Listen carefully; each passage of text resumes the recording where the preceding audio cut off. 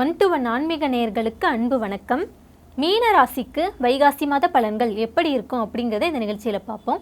இது பற்றி மூத்த பத்திரிகையாளரும் ஜோதிட ஆய்வாளருமான திரு ராஜேந்திரன் அவர்கள் என்ன சொல்கிறாரு அப்படின்னு பார்ப்போம். வணக்கம் சார். வணக்கம்மா.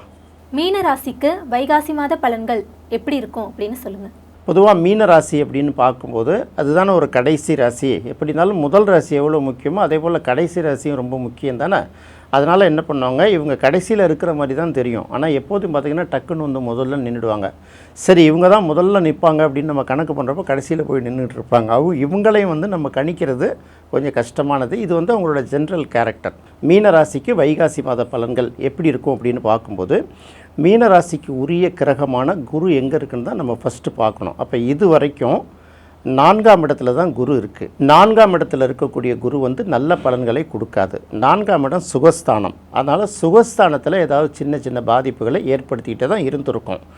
இப்போது இந்த குருவோட சுக்கிரனும் சேர்ந்து இருக்கிறதுனால, ஒரு அசுரகுரு ஒரு தேவகுரு ரெண்டும் சேர்ந்து 4ஆம் இடத்துல இருக்கிறதுனால அந்த இடம் வந்து நல்லது நடக்குமா நல்லது நடக்காதா அப்படின்னு பார்த்தா கூடுமான வரைக்கும் நல்லது நடக்கிறதுக்கு வாய்ப்பு இல்லை.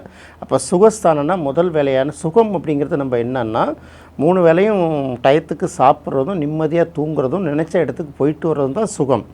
இந்த சுகத்தில் தானே முதல்ல கையை வைக்கும். அப்போ வந்து ரொம்ப டென்ஷனான ஒரு சூழ்நிலையை இது உருவாக்கி கொடுக்கும். மாதத்தோட முதல் பாதிங்கிறது கொஞ்சம் கடினமான இருக்கும். அதுக்கப்புறம் பார்த்திங்கன்னா அந்த நிலை மாறிடும்.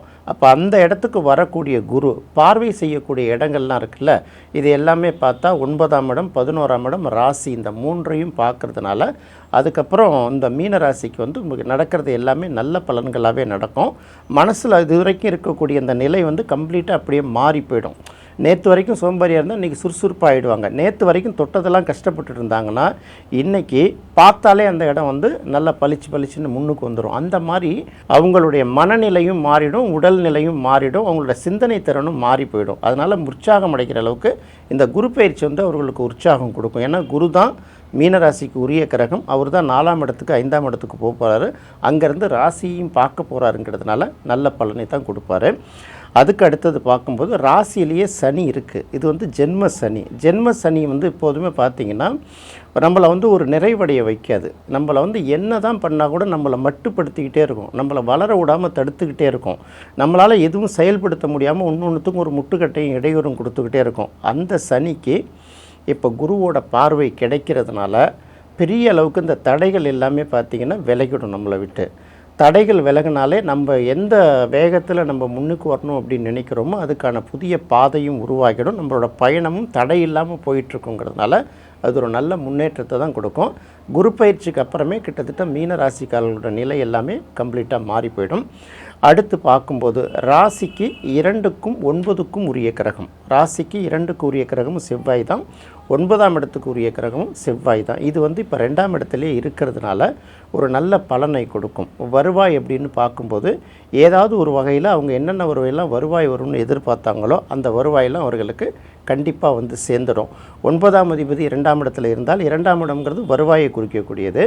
9ஆம் இடம்ங்கிறது தந்தையை குறிக்கக்கூடியது, இல்லை தானாக தேடி வருவதை குறிக்கக்கூடியது. அப்போ இவங்க இது வரைக்கும் ட்ரை பண்ணி இவங்க கிடைக்காம இருந்த விஷயங்கள்லாம் இனி வந்து ஏற்கனவே ட்ரை பண்ணாங்க, அவர்களாக தேடி வந்து இவர்களுக்கு செய்ய வேண்டியதை இவர்களுக்கு கிடைக்க வேண்டியது தன்னால் கிடைச்சிரும் அப்படிங்கிறது தான் அந்த செவ்வாய் சொல்லுது.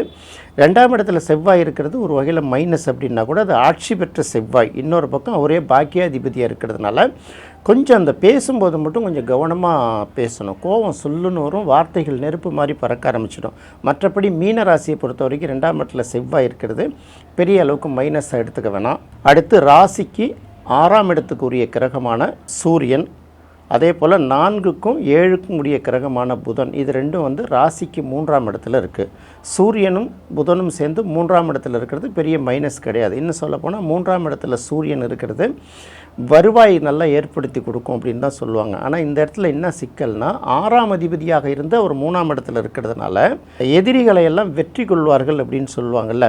இந்த காலகட்டத்தில் நாம் எதுவும் போர்க்களத்திலலாம் சண்டை போட போகிறதில்ல. அதனால் என்ன ஆகும்னா நமக்கு எதிரின்னு சொல்லக்கூடிய கடனை ஒழிப்போம், நமக்கு எதிரின்னு சொல்லக்கூடிய நோய்களை ஒழிப்போம், நமக்கு எதிரான வம்பு வழக்குகள்லேருந்து நம்ம விடுதலை ஆகும். இதுக்கு எல்லாத்துக்குமே இந்த சூரியன் வழிவகுக்கும். ஆனால் இந்த சூரியனுக்கு சனியோட பார்வை கிடைக்கிறதுனால அதுவும் 3ஆம் இடத்துல கிடைக்கிறதுனால தைரியம் வந்து கொஞ்சம் குறையும். தன்னம்பிக்கையும் தைரியமும் இந்த ஒரு மாதத்துக்கு வந்து மீனராசிக்கு ரொம்ப குறைவாக தான் இருக்கும். அடுத்தது புதன் மேலே பார்வை விடுறதுனால உடம்பில் சின்ன சின்ன பாதிப்புகள் ஏற்படும். உடல்நல கோளாறுகள் சின்ன சின்ன பாதிப்புகள் ஏற்படும். 7ஆம் இடத்துக்குரிய கிரகமாகவும் புதன் இருந்து அதை சனி பார்க்கறதுனால அப்போ வந்து நல்ல அந்த நட்பு வட்டங்கள், நமக்கு வரக்கூடிய வாடிக்கையாளர்கள், நமக்கு கிடைக்கக்கூடிய பிஸ்னஸ் ஆர்டர்ஸ் இருக்குல்ல, இதெல்லாம் சற்று குறைவதற்கும் ஓரளவுக்கு வாய்ப்பு இருக்குது. எப்படி இருந்தாலும் சூரியனுக்கு சனியோட பார்வை கிடைக்கிறது. முயற்சிகள் எல்லாத்துலேயும் சின்ன சின்ன தடைகளை விதிச்சுக்கிட்டு தான் இருக்கும். அப்போ இந்த சூரியன் சனி தொடர்பு எல்லா ராசிகளுக்கும் ஒரு பாதிப்பு கொடுக்கணுங்கும்போது மீனராசிக்கு வந்து இந்த முயற்சிகளில் வந்து தடைகளை ஏற்படுத்தும். அடுத்தது தன்னம்பிக்கையை சற்று குறைவாக இருக்கும். இதுக்காக தான் நம்ம ஏற்கனவே சொல்லியிருக்கோம், சனி அல்லது ஞாயிற்றுக்கிழமைகளில் சரபேஸ்வரர் வழிபாடு மேற்கொள்வது அவர்களுக்கு வந்து அதிலேருந்து ஓரளவு விடுபடுவதற்கு ஒரு நல்ல வழி கொடுக்கும் அப்படிங்கிறத நம்ம சொல்லிட்டோம். அடுத்து 6ஆம் இடம். 6ஆம் இடம் அப்படின்னு பார்க்கும்போது 6ஆம் இடத்துல கேது இருக்குது. 6ஆம் இடத்துல ஒரு பாவக்கிரகம் இருக்கிறது எப்போதுமே பொதுவாகவே நல்லது தானே. 6ஆம் இடம்ங்கிறது நம்ம கடன், எதிரி, நோயெல்லாம் சொல்கிறோம். அதில் போய் ஒரு பாவக்கிரகம் உட்கார்ந்ததுன்னா இது எல்லாம் இருந்தால் கூட கட்டுக்கடங்கி இருக்கும். நம்ம இதை பல தடவை தொடர்ந்து சொல்லிக்கிட்டே இருப்போம். மீனராசிக்கு என்ன தான் பிரச்சனைகள் இருந்தால் கூட 6ஆம் இடத்துல இருக்கக்கூடிய கேது வந்து அது எல்லாத்தையும் முடித்து மேலே வருவதற்கு, மீண்டு வருவதற்கு உதவி செய்வார் அப்படிங்கிறனால சொன்னோம். அதனால் ராகு கேது பயிற்சி வரைக்குமே மீனராசிக்காரர்கள் வந்து ஞாயிற்றுக்கிழமை தோறும் விநாயகரை வழிபடுவதும் அதுக்கு வந்து இந்த சூரத்தேங்காய் உடைப்பதும் ஒரு நல்ல பலனை கொடுக்கும். இது ஏற்கனவே நம்ம சொல்லிட்டு தான் இருந்திருக்கோம். அடுத்து பார்க்கும்போது ராசிக்கு 12ஆம் இடம் கும்பத்தில் ராகு இருக்குது. 12ஆம் இடத்தில் ராகு இருப்பது ஒரு நல்ல பலனை கொடுக்கும். எப்போதுமே 12ஆம் இடத்துல இருக்கக்கூடிய ராகு வந்து இதுதான் முன்பின் அறிமுகம் இல்லாத இடங்கள்லேருந்து நமக்கு வந்து ஒரு நல்ல வளர்ச்சிக்கான ஒரு சூழலை ஏற்படுத்தி கொடுக்கும்.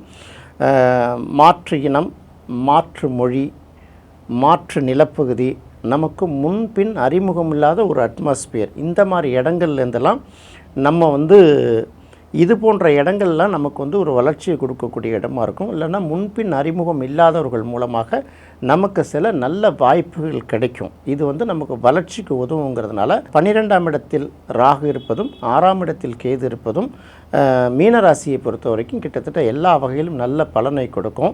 நிறைய பேருக்கு வந்து வெளிநாடு போயிட்டு வருவதற்கான வாய்ப்பு கிடைக்கும். இந்த குரு பயிற்சிக்கு அப்புறம் கூட பார்த்திங்கன்னா வெளிநாட்டில் இருக்கக்கூடிய பல பேர் கூட பார்த்திங்கன்னா அந்த குடியுரிமைக்காக விண்ணப்பித்திருப்பவர்கள் பல பேருக்கு வந்து புதுசாக குடியுரிமை கிடைப்பதற்கான வாய்ப்பும் மீனராசிக்காரர்களுக்கு அதிகமாக இருக்குது. மீனராசியை பொறுத்தவரை ராசிக்கு 2ஆம் இடத்திலேயே செவ்வாய் இருக்கிறதும் அது பாக்கியாதிபதியாக இருப்பதனால அவர்கள் இருக்கிற இடத்துலேருந்து பக்கத்தில் இருக்கக்கூடிய எந்த முருகனை வேணாலும் வழிபட்டாலும் செவ்வாய்க்கிழமை அன்னைக்கு அவர்களுக்கு ஒரு நல்ல பலன் கிடைக்கும். அடுத்தது ஏற்கனவே சொன்ன மாதிரி சனி அல்லது ஞாயிற்றுக்கிழமைகளில் சரபேஸ்வரர் வழிபாடு செய்கிறதும் ரொம்ப நல்லாயிருக்கும்.